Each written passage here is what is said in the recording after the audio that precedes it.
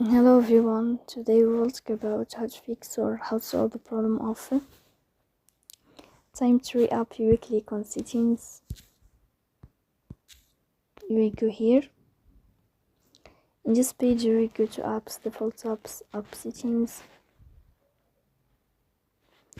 On above you will search about TimeTree. Here in this page of app info you will click on first stop and you will click OK. Here you will enter to the window of storage.